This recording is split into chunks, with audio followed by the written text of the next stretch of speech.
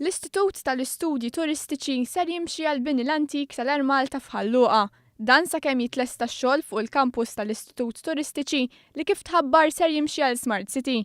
F'konferenza tal-aħbarijiet il-Ministru għat-Turiżmu Konrad Mizzi spjega kif fil-Binja Temporanja l-istudenti se jkollhom il-faċilitajiet edukattivi miġbura taħt saqaf wieħed.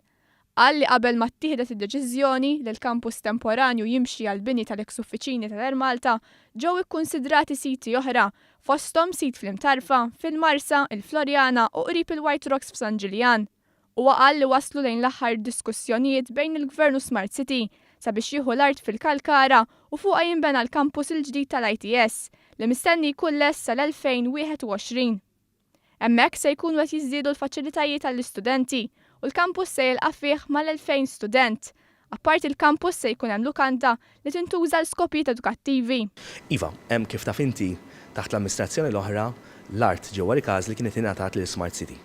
Għaldaqstant it-titlu kien fil-fatt ta' Dubai Holdings.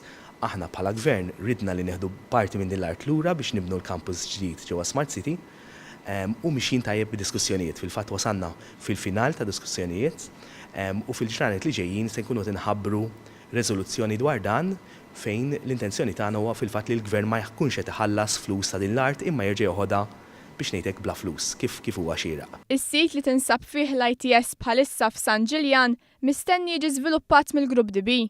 Minkejja li d-DB qatt m'għandux il-permessi sabiex jagħmel l-iżvilupp se jkun qed iħallas l-ispejjeż kollha biex l-ITS jimxi għal Luqa.